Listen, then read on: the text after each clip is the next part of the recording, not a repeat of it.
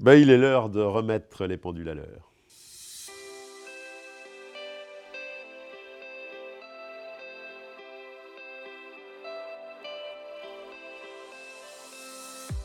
C'est faux, le terme de pillage n'est pas bon. Les Chinois aujourd'hui arrivent à acheter des bois en France plus cher que ne sont capables de le faire les scieurs français. Alors ça c'est faux puisqu'aujourd'hui, environ 50% du chêne français est vendu sous label UE et donc à des scieurs qui s'engagent à faire la première transformation sur le territoire européen. C'est vrai, c'est pour ça qu'il faut trouver des solutions pour apporter de la valeur ajoutée dans la transformation à ce produit, comme on le fait dans la haute couture ou dans le vin.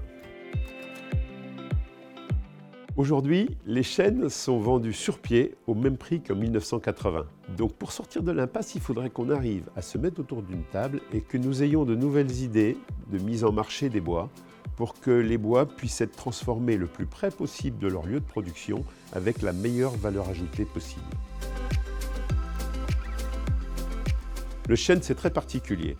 Par exemple, Colbert avait voulu que les forêts domaniales soient gérées de telle façon qu'on fasse des arbres très très longs pour construire des bateaux pour aller faire la guerre.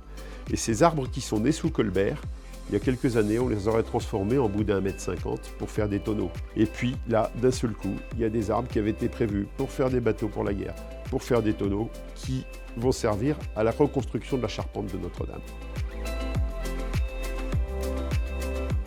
Non, surtout pas, au contraire. Couper un arbre, ça fait du bien à la forêt. C'est un peu choquant comme discours. Mais il n'empêche que l'homme a du mal à gérer ce qui vit plus longtemps que lui.